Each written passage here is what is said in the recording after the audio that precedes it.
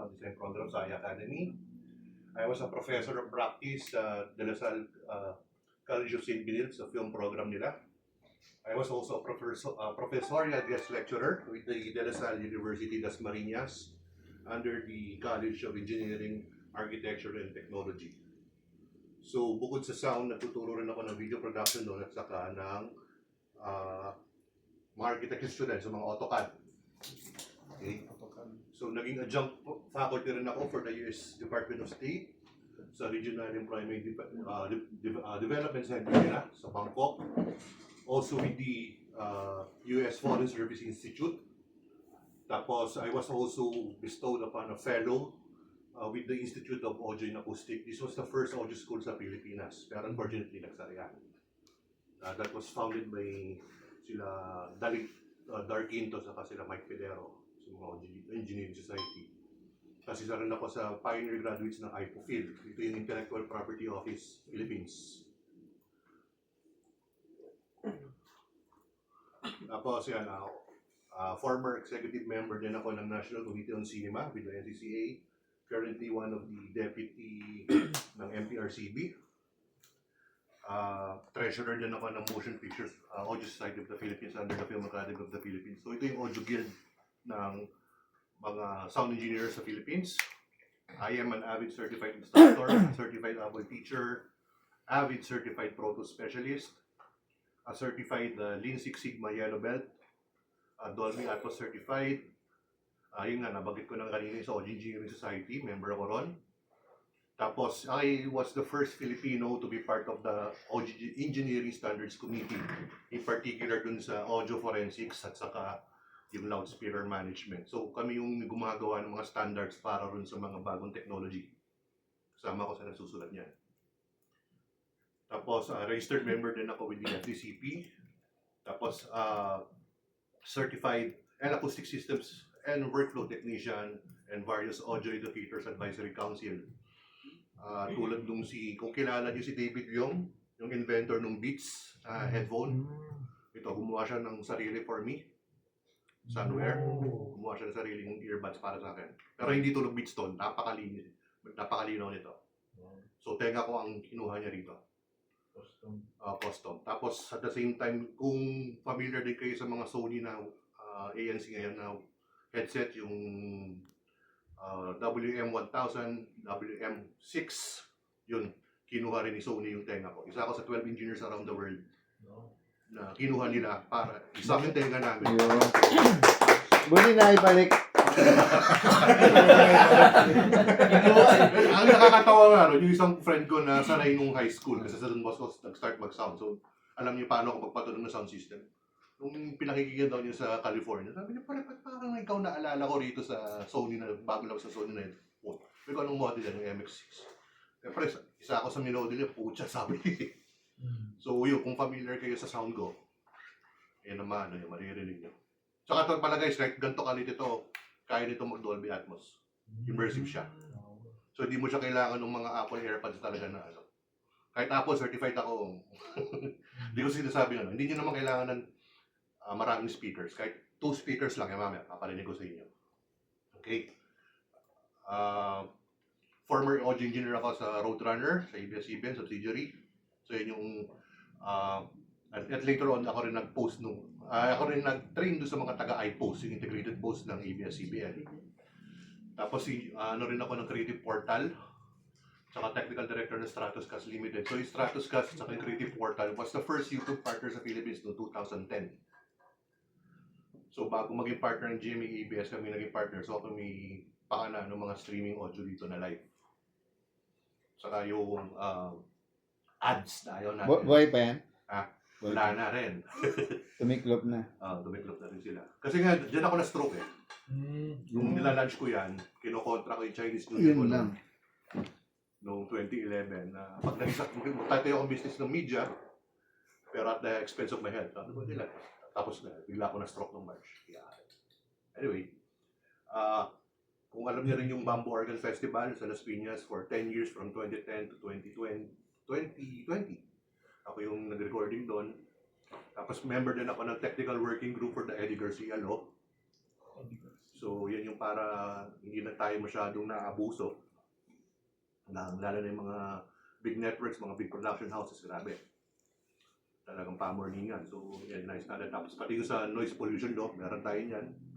Hindi pa lang na-approve yan. Yung Eddie Garcia, napasa na yan. Tapos isa rin ako sa validator ng TESDA for the Film and Video Production NC3. So, doon sa mga hindi nakapagtapos dyan, pwede kayo kumuha ng mga certification. So, 1, 2, and 3 yan. Yeah. So, yan na. So, what is sound? So, basically, it's a type of kinetic energy. Naalala nyo pa ba yung inyong science? Types of matter. Ano yung mga types of matter? Types of matter. So, ang sound, ano siya? Gas. No. Plasma. Ano siya? Sirit na. Plasma. Plasma, correct. So, plasma, kasama dyan yung, what do you call this? Ang fire, ang light. So, kasama rin ang sound sa plasma. Okay. So, currently guys, yung tinuro sa inyo nung elementary, ilang states of matter? 4. Ang current ngayon is 18 states of matter, kasama yung mga Bose-Einstein condensate, mga pulsars. So, dapat alam niyo, para palagkaanak kayo, hindi kayo masabihan ng bobo ng mga anak niyo. Okay? Pero ganun na karami. Kasi kami nung nag-aaral kami, yung panahon namin, 3 pa lang, nachichismis pa lang yung plasma. Ayaw pa nila tanggapin yun. So, kaya ang sound is neither, destroyed o kaya ang hirap nun sa noise pollution. Kasi hindi mo talaga siya mapapatay. Kaya yung kaninang ginagawa, energy yung binabato nung speaker para mano ng microphone. Tinatransform lang yan. Kaya ka di ba may naka-inventong bata na through noise, nakakagawa ng kuryente. Diba? So possible yan, plausible yan.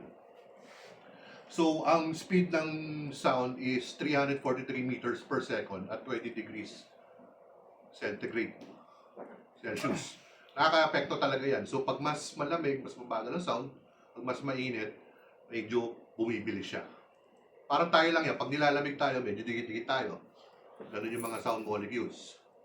Pag mainit, yung pre, tabi ka muna dyan. Ano ka yan? Huwag mong harangin yung space ko. Ganyan. Okay? So, lalo na sa mga music studio, lalo sa Atmos, very particular kami sa sound temperature. Sa dubbing naman, medyo forgiving pa yan. Kasi doon dapat magmimix kami ng 18 degrees. So much colder, tapos yung humidity dapat at more than 60. Kaya meron kaming dehumidifier. Ang ganito. Tsaka guys, tandaan nyo, usually sa mga studio, ang aircon hindi para sa tao, it's for the equipment. Tsaka yun nga, kasi para tama yung naririnig natin, tsaka yung namimix natin. Kasi bakit? Nire-record natin, kina-capture natin ito, nire-recreate natin yung mga sound na gagawin natin, depende sa film, kahit na ba sabihin mo animation yan. Importante yun. Okay? Tapos, the only place na hindi makatravel ang sound is a vacuum. Okay? Baka meron dito nagba-vacuum nung parang sa American Pie. Meron mo sumubok nun? No, may medyas. Vacuum. So, walang sound yun. Kaya yun yung sikreto nun. Wala kayo mo Okay? Ang pinaka-loudest sound naman sa buong universe ay nasa black hole. So it's over 1,300 decibels. Mamamatay ka na bago mo marinig yun. Yes, so diba? Saka actually sa si Mount Krakatoa nung pumutok siya way back, umabot siya ng 190, 180 decibels. 3 times umikot yung sound around the world. At maraming namatay na bingi. Kasi ang decibels is logarithmic, hindi siya linear. And yung black hole, doon lang naman din namamatay ang ilaw. Diba? So doon naman di makatravel ang light. So sabi sa inyo, medyo nerdy lang talaga ang sound. Pero sige lang yan.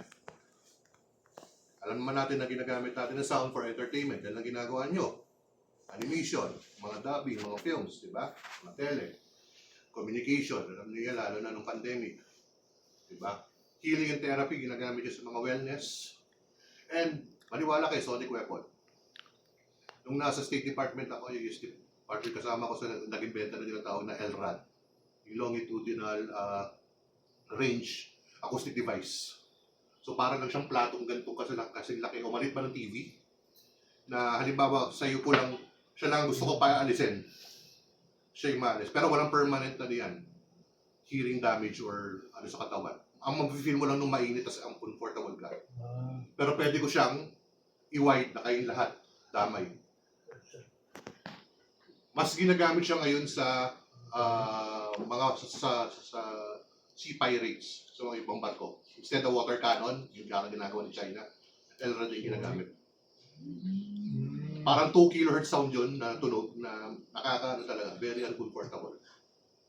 Pero walang permanenting walang masisira sa loob mo. Basta ano ka lang. Yung importante lang naman yung ma-disperse kayo. Kaya nung minsan ginamit niya dito sa Menjola, nagwawala yung mga sila nakbayan sila dahil doon. Okay, so maraming nagagawin sound, yung sabihin basta sound lang yan. At tandaan nyo, di ba si Hitler ginamit niya ang sound para makontrol ang tao. Totoo yan, hindi BS yun. Okay? So yan, natanong na kanina, Hertz or HC. Again, from Henry Hertz, yan yung ginagamit na unit for frequency, audio frequency. Or ang isa pang term nga niya sa British is yung CPS or cycles per second. And again, audio frequency spectrum is from 20 Hz to 20 kHz. Yung 1 kHz, lalo na yung malagay ulit, alam ito lang yan, yung toot. Dapat yan, ng normal na tao, lahat maririnig yan. Yun yung treasure of hearing. Okay? Ayan, sabi ko na yung sound versus audio kanina, dubbing. So how will we process sound? So primarily through our ears. Tapos secondary through vibrations. Guys, yung buhok sa tenga natin, wag niyong bubunutin yan. Kasi hindi na tumutubo yan. Diyan, nakaka-capture actually yung sound waves, hindi yung ating eardrum. Secondary, kasi diba tinuturo sa science, eardrum ang nagka-capture ng sound. Actually, hindi. It's the hair follicles bago pumunta ron sa eardrum. Kasi bunutin niyo yung buhok niyo sa ilong, sa puwet, tutubo ulit yan. Pero sa ears, yun lang hindi tumutubo. Kaya habang tumatanda tayo, nabibingi tayo kasi unti-unting na wawala yung buhok sa tenga natin. Gets? So doon lang hindi tumutubo yung buhok, hindi ko alam bakit. Yung bornek, yung buhok sa puwet, bumabalik yun. Sa ilong, bumabalik yun. Ano daw pinakamahabang buhok sa tao? Sa tao, believe it or not, yun yung pubic hair. Bakit? Naka-coil. Hindi. Ano? Pilik mata. Bakit? Try mong bunutin yung burnik mo, mapapapikit ka. Ganun siya kahaba.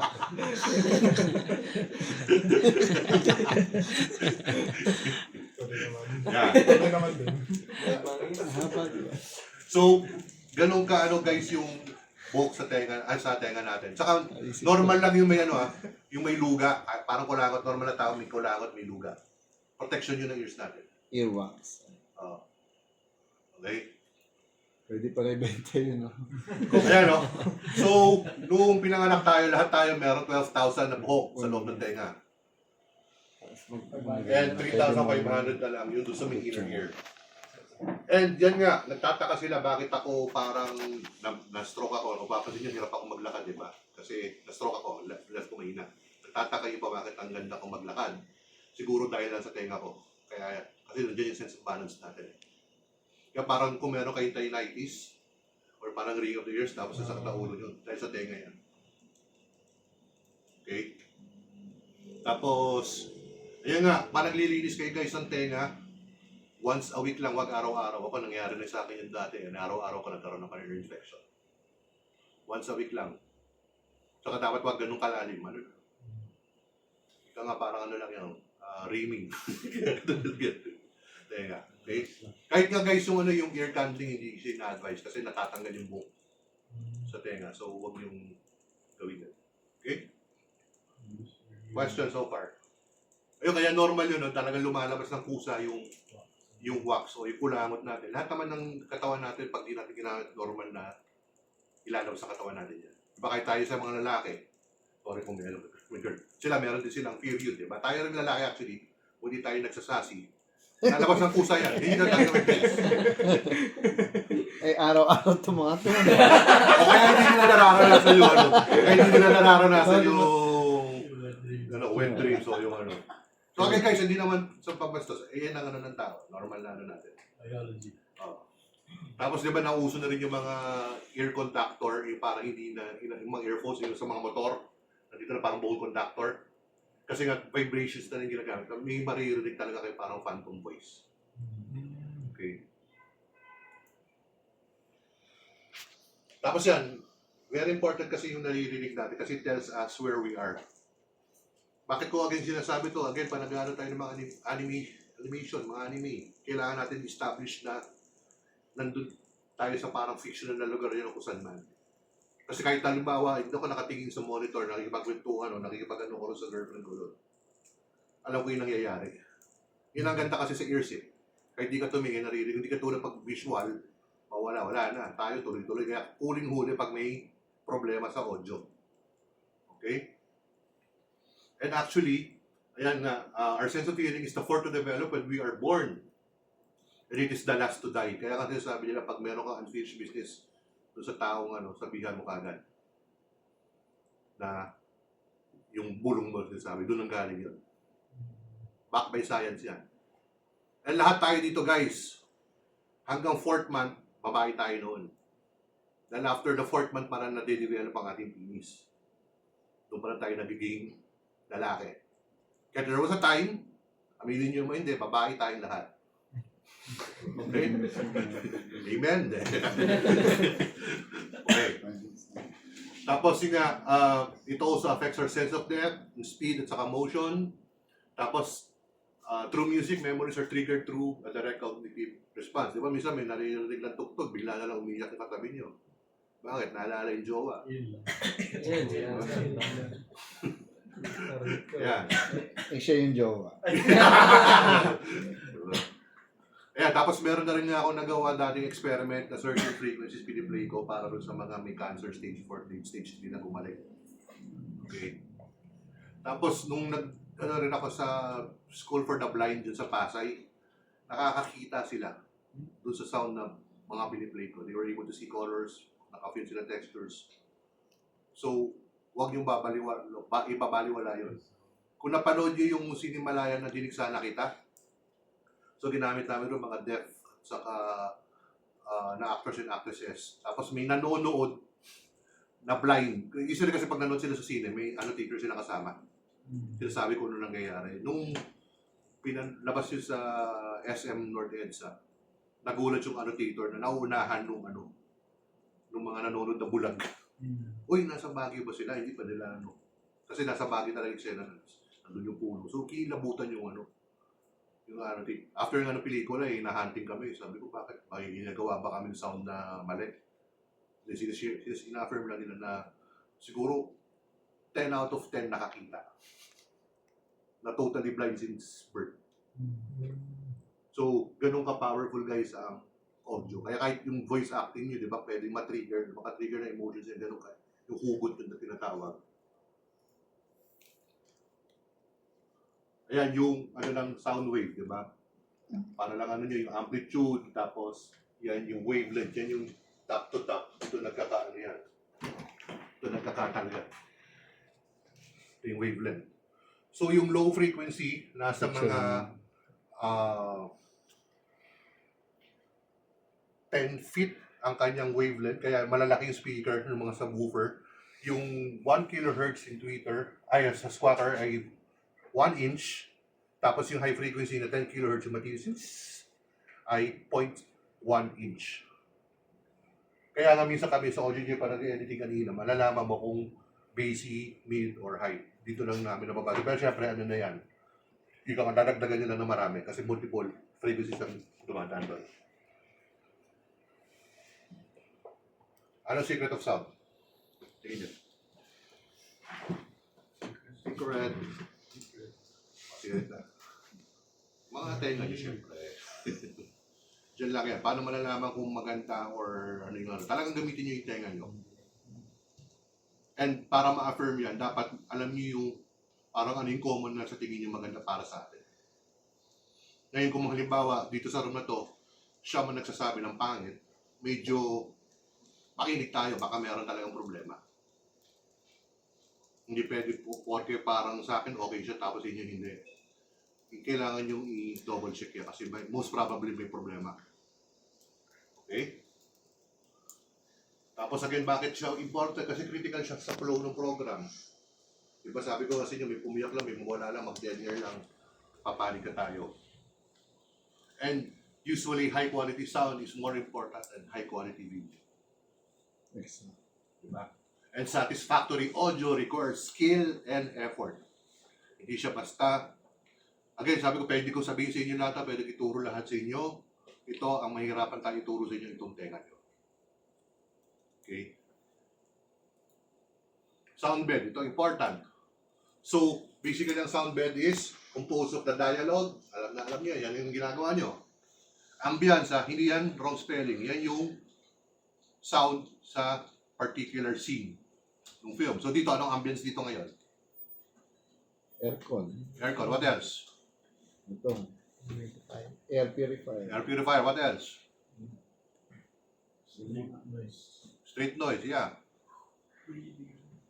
Building. Tapos yung mga yan, yung mga kamot na ulo, yung paglalakad, mannerisms. Kasama lahat yan. So dapat aware kayo sa naririnig nyo. Lalo na pag nagsa sound design kayo, ano pa nag-mix kayo. Kasi yun yung mga sikreto. Kahit na ba sabihin yung anime lang yan, hindi yung huwag yung gaganyanin yan. Music. Alam niyo naman kung anong music. Sound effects. So yan yung mga pagre-recreate ng halimbawa, mga props, yung mga barrel, ng iba. Tapos sound design is, halimbawa nga, ano siya, outer space or nasa heaven. So, di ka naman tunog doon, gagawa ka ng tunog.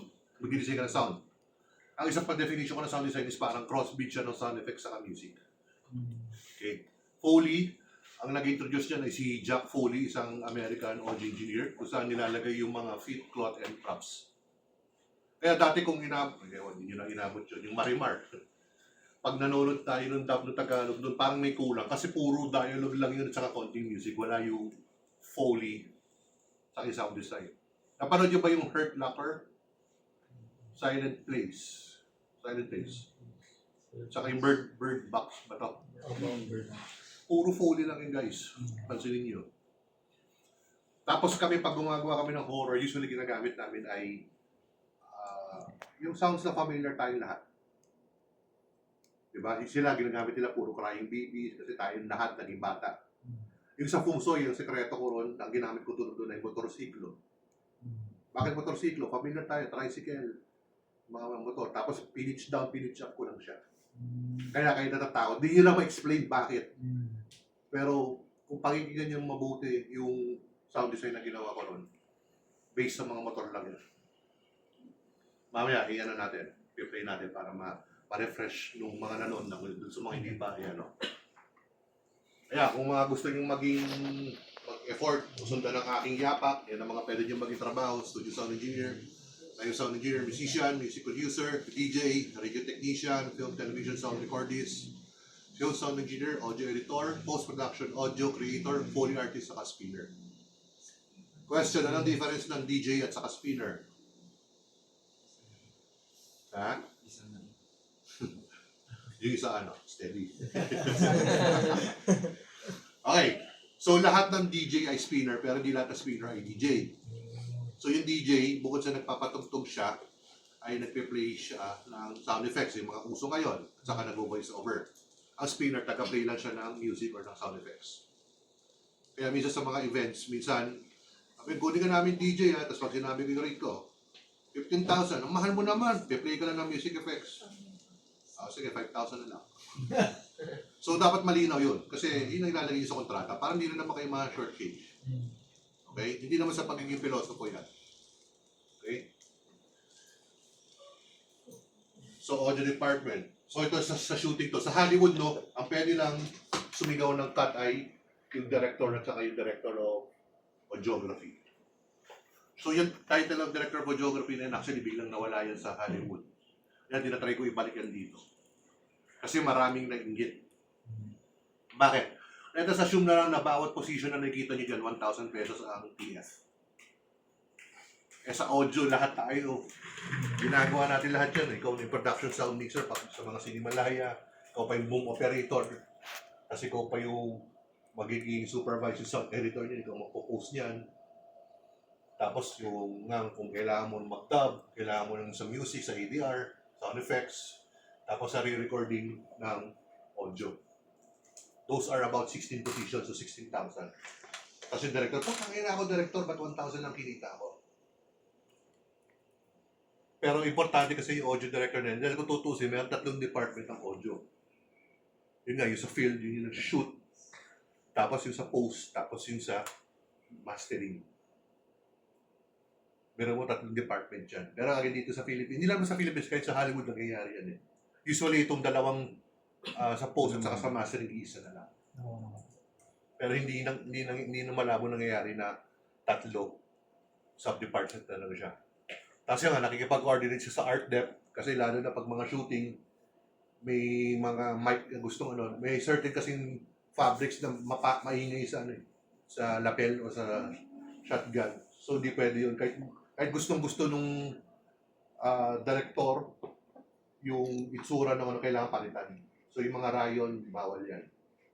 Saka yun minsan kasi yung cotton din nag-static. So, nakakasira ng gamit. Tapos, hairstylist para pagkakabit ng microphone. May mga bago kasi microphone na kinakabit sa buhok. Sa ulo Okay. Para malinaw lang. Producer, syempre para yun yung magbabayad. Picture editor para doon sa syncing ng visuals. Director of photography para kung may shadow, minsan yung mga plant mics or minsan kasi yung director. Kahit hindi na makita sa frame yung mic, ayaw makita. And the music director. Okay, questions po dito? Naman. Diba kung nanonood din kayo ng Big Brother, diba? Kaya bawal galawin yung mga gamit doon kasi may mga plant mics kami nilagay doon. Kasi konting galaw lang yun, mawawala yung coverage area. Types of sound system. Ito, again, ito yung sa bahay lang, no? Para medyo nyo lang. Ito ay isang client ko sa Ayala, Alabang, yung kanyang home theater. Wow. Kasi ito ang itsura ng processor sa mga sinihan. So actually, isang knob lang siya. Eto, mali nga to, nahuli ko to SM, nakatodo 9.1. Dapat yan 7 lang ang setting nila. Para play ng mga sine, dapat 7. Mga sound reinforcement, public address, broadcast. Ito ay yung OB-Van 9 ng ABS, yung parang trailer. Audio mixer lang naman nun. Binili ng ABS yung parang sa basketball noon, sa NBA. Kasi naglalagay kami ng mga microphone sa mga hoop. Sa mga, para pati yung mga script ng mga paa naririnig yan. Kasi ito yung na-record namin yung station ID nung sabay tayo noong 2004. Connectors mo hearing yan. Ano lang yan. Basta pag may lawet, male. Pag may butas, female. Okay? Walang bastos doon.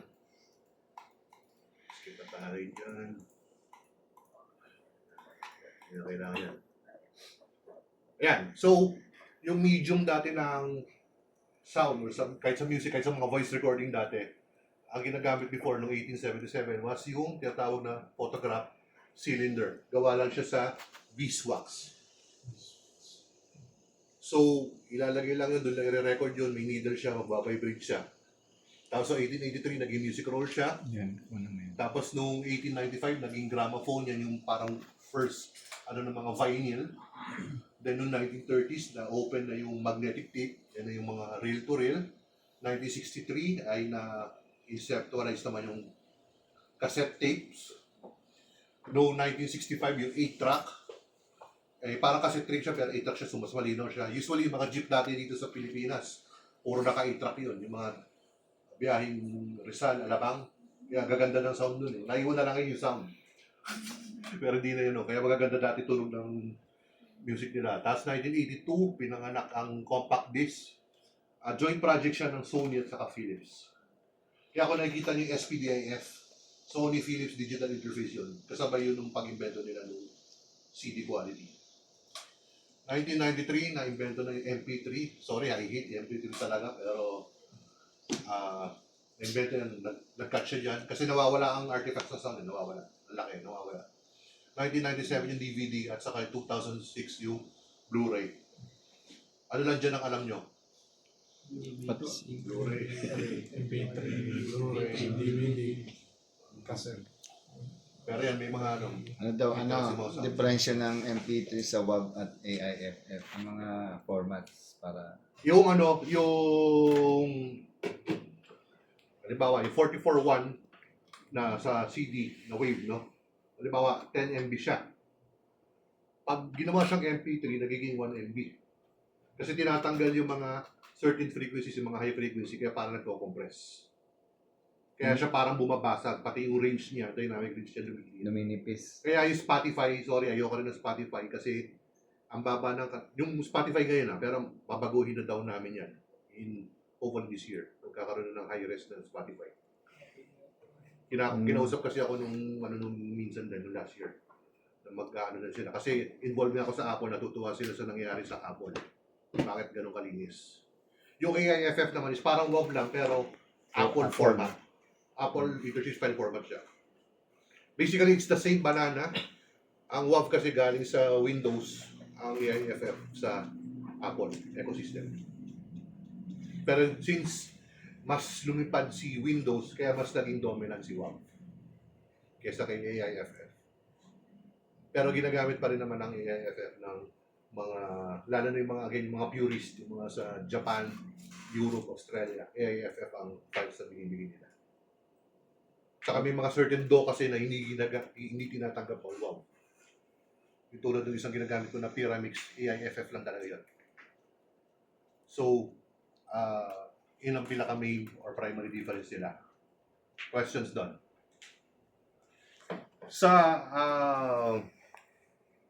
So, nabanggit ko yung compact disc is 44.1.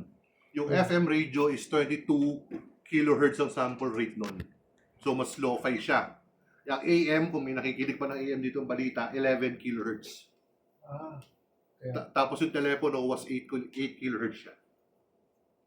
Yung sila Zoom, sila Teams, yeah, tama, Zoom. Early days sila was, 32 kilohertz. Ngayon na lang lumabas kasi yung Apple, yung musician mode nila na 44.1 saka 48. Kaya malinaw. Kaya dati pa nung online pandemic, ang ginagamit ko was Zoom talaga or Teams. Si Google Meet, ang gamit lang niya ay 28. Alanganin, kaya parang medyo hindi ganun aganda yung sound niya, tas mono. So magandang mag-record through Zoom talaga. Through Zoom kasi meron siya musician mode. Yeah. So kailangan i-click yun. Para mag-on yun. Tapos pag meron ka na mga halimbawa sa studio ka, pwede mo rin pindutin yung studio mode. Mas maganda pa yung parang mas mataas pa yung bit depth ng ginagamit ng audio. Okay? Music system setup. Yan, kailangan yan. Ayan. So, sa microphones, meron tayong tatlong types. Dynamic, condenser, at saka ribbon microphone. So, ang dynamic microphone is usually malalaki siya in size. Okay? Ang condenser naman is small. Ang advantage ng dynamic microphone is mura siya. Tapos kaya niya i-handle na tinatawag na high SPL or sound pressure level. Ibig sabihin, pag nag-record ako ng halimbawa sumasabog na bulkan, kaya niyang hindi siya babasag basta-basta. Pag condenser ginamit ko ron ay putok yung wala na. Sira na yung microphone. Gamitin natin yung analogy na yung dynamic microphone ay dump truck while yung condenser is an F1 car. Diba? Ang dump truck, pag inapak nyo yung gas nun, mabagal ang acceleration. Diba? Pero pag bumangga siya, solid pa siya. Yun naman condenser is F1 na car, konting apak ko na ng gas, lipad mo yun. Pag bumangga, wasak. So ganun ang analogy. Ang ganda na ng condenser is low profile siya, maliit lang siya. Pero usually kailangan niya ng phantom power na tinatawag, yung 48 volts. Yung 48 volts plus hindi po siya booster kasi iba pinagkakaman ng booster yan. Hindi yung pampalakas ng microphone. Okay? Tapos ito naman yung ribbon microphone. Ang ribbon microphone kasi is actually a dynamic microphone pero meron siyang parang papel na parang ribbon, naka-grid na ganun. Ito mas super sensitive to. Ito yung pinaka sirain sa tatlong microphone. na minsan nga lang talaga sabi sa inyo, tapikin nyo lang gano'n. Maaaring bumigay na yung ribbon niya. Okay? So ito yung mga itsura ng mga ribbon na microphones. Meron ba kayo yan dito? Walang narigaw na microphone yan dito. Gamit. Ha? Type-C. Meron. Isa. Doon. Asan? Yan. Lightsaber daw pala. Lightsaber. Ayan. Ito yung ginamit na, ganito yung parang ginamit na mic ni, ano dati, ni Hitler. Purely ano yan. Pero yung bakal niyan is the same material na ginagamit nila sa mga tangke. Kaya talaga pag pinalo ko sa ulo niyan, tulog kayo or patay kayo. Pero wag lang yung dulo. Pag yung dulo, yung sira yung mic doon. Pero to, matibay yung katawan niyan. Yan lang itsura niyan. So, magbabibrate lang yung sound waves doon sa ribbon, nagkakaroon ng magnetic difference, north and south, para magkaroon ng audio signal. Okay? Tapos yung sa condenser again, yung kanyang ano ay 1/1000 ng diameter ng human hair, yung kanyang thickness. Okay? So yan, in terms of sensitivity, condenser ang pinaka-sensitive. Next it would be a ribbon mic, then dynamic. Sa durability naman, dynamic condenser, ribbon. Sa sound, dynamic, mas versatile siya in colored, condenser, detailed, and bright. Sa ribbon, warm and natural. Kasi minsan din maganda rin meron kayo iba't ibang set ng microphone. Kasi minsan nga, depende rin sa taong gumagamit. Eh, yung sasabi sa inyo kanina, cardioid, saka omnidirectional. Yung parang blow mo, balloon yan, yung again, ginemo ko kanina, sensitive part ng microphone. So, pag magsiset up kayo, magre-record kayo, dapat nandun kayo within sa polar pattern ng microphone. Okay? Ito naman yung super cardioid. Bukod dun sa pinaka-handle niya, meron pa siyang sensitive part na pipick up dun sa may handle. Yan, pag ginamit ko yung microphone na yan, basa ang mangyayari, natulog sa akin. Dahil bassy at grabe yung chest tones ko. So pag ako nagsalita yan, parang sound check sound. Basag talaga. Pero pag babayan, okay yan. Sila, Mariah Carey, hindi yun. Yan ang microphone nila. Kaya yung chest tones sila, buga, sila Jaya. Maganda ng picture Super dyan. cardioid yung ginagamit nila. Hindi, pangit daw ang picture dyan. Ito yung picture na yun. Loko ko.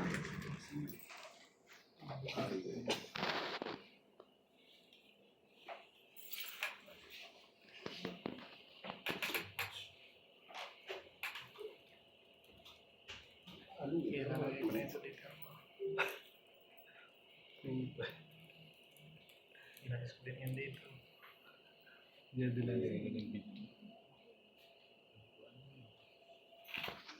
Anyway.